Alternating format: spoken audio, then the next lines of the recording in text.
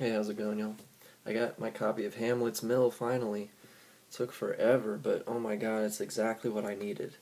Okay, I cannot wait to go through this book and devour it. Thanks again for the recommendation, Terrence. Um, I have a challenge for you.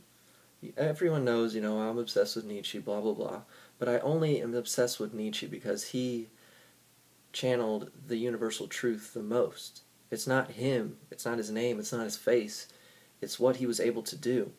And for me, no one in the world is smarter than him, you know, in that genre of just beautiful moral truths other than Emerson.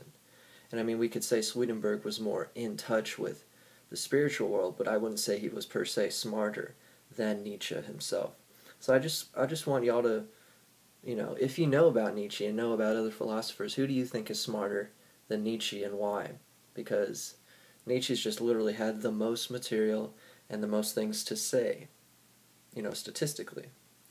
I've been reading The Field a lot more, and one of the guys she talks to is saying, he wants to prove that there is light in the body somehow, and that's what makes up for some kind of telepathic communication. We're not just physical cells, and he told someone else, prove that there isn't light in the body, and then I'll see, then I'll see what we can do. But anyway, I do also believe that there is some sort of light in the body that is part of the consciousness spark, But we don't know. I'm just theorizing. It's like if I was in Star Trek, I've been watching a lot of Star Trek lately. I couldn't imagine not having the moon affect me.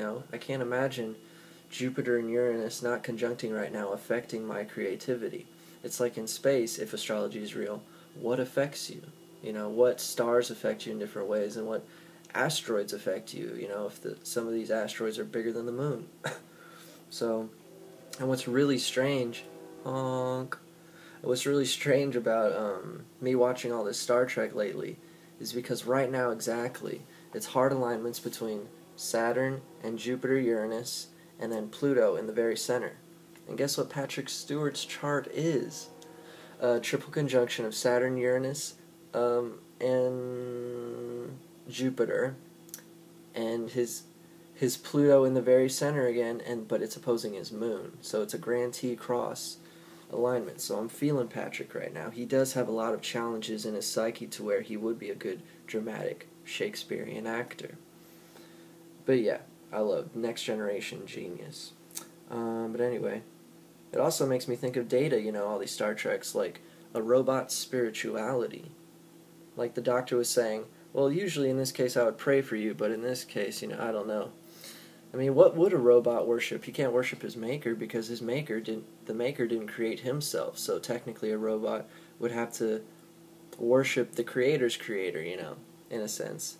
Like, does a robot feel oneness if he can deduce any emotion whatsoever? Which I don't think he can. But, it's just fun to ask these questions. And the whole sync thing that's happening to me since 1/11/11, it's still happening. Every single day I'll have at least 5 moments in which I'll say something and then the TV says it right after me, I swear to God. It's like finally a reason to watch TV, But I'm wondering if it's more like a metaphysical undertone behind certain times, like certain times of the day people think something, so then the word itself just comes out, or is it kind of a collective memory psychically staying there? Like if someone said a certain sentence 10 days ago and then the episode shows, will that idea just be in someone's head around the world so it's easier for us to pick up on 10 days later? Or is it just a literal psychic hearing? Are they literally hearing me if it was live, per se? There's so many possibilities in this book. The Field is exactly the kind of proof that we get to pwn James Randi with.